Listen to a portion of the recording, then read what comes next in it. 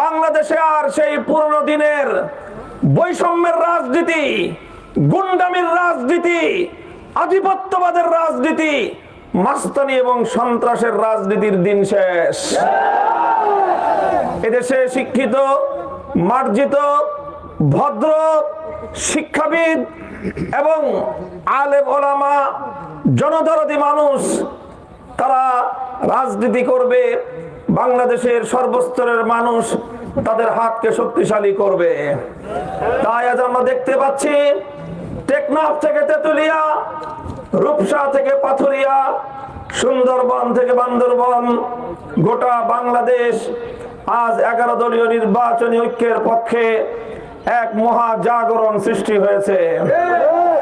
সেই জাগরণের ঢেউ লাগতে লাগতে শামসুল হক ফরিদপুরের এই ভূমি, গোপালগঞ্জের মাটিতে আজ যে জোয়ার লেগেছে, আজকের এই পথসভা, নির্বাচনী এই জনসভার জনসমুদ্র সে কথার প্রমাণ পেশ করে। আমরা বিশ্বাস করছি আমাদের যে নির্বাচনী অঙ্গীকার, আমাদের অঙ্গীকার ইনশাআল্লাহ 11 দল কোন ব্যক্তির স্বার্থ উদ্ধার করার জন্য গঠিত হয়নি।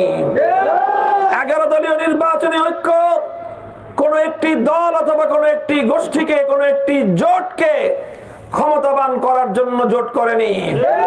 11 দলীয় জোট গঠিত হয়েছে বাংলাদেশের 18 কোটি মানুষকে তাদের বৈষম্য, তাদের শোষণ, বিগত দিনের জুলুমের শিকার হওয়াই জনপদকে তাদের ন্যায্য অধিকার ফিরিয়ে দিতে।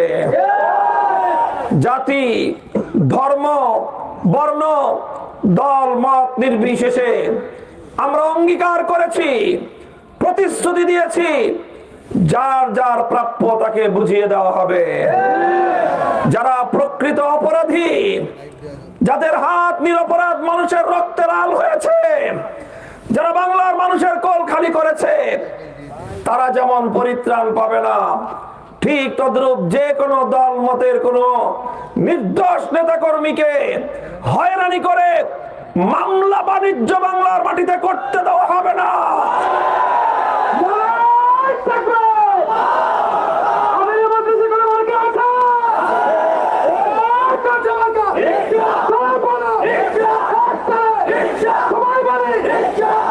তাই আমি গোপালগঞ্জের মাটি এবং মানুষকে বলতে চাই, রিকশা মার্কা মেহনতে মানুষের মার্কা।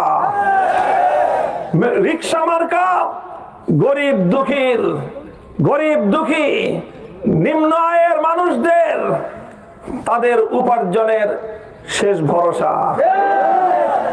অন্য কোনো কাজ না করতে পারলে, অন্য কোনো কর্মক্ষেত্র না পেলে দেখবেন গরিবরা চিন্তা করে শেষ ভরসা হলো 3 চাকার রিকশা নিয়ে রাস্তায় নেমে যায়।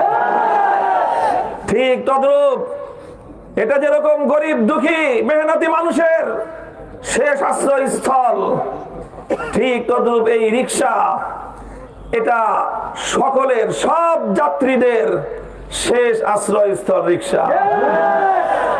অনেক সময় গাড়িতে চলতে পারে না মানুষ, গাড়ি চলে না।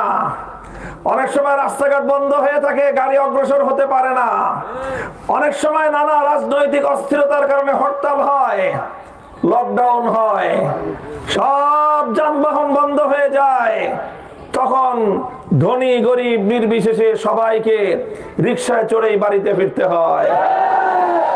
তাই আজ বাংলার মানুষকে আমি বলবো, এই মামলা বাণিজ্য, এই দলীয় সংকীর্ণতা আর এই দলীয় হানাহানির রাজনীতির ঊর্ধ্বে উঠে আসুন, গোপালগঞ্জে শান্তির মার্কা এসেছে।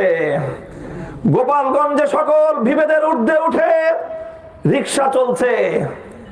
এখানে সবাই এসে রিকশায় উঠুন, নিরাপদে যার যার গন্তব্যে পৌঁছতে পারবেন ইনশাআল্লাহ। আমি কথা দিচ্ছি আপনাদেরকে, রিকশার কান্ডারি হিসেবে 11 দলীয় নির্বাচনী ঐক্যের অন্যতম একজন দায়িত্বশীল হিসেবে কথা দিচ্ছি, কোন মানুষকে অন্যায়ভাবে অযথা হয়রানির শিকার আমরা হতে দেব না। কাউকে আমরা মামলা বাণিজ্য করতে দেব না।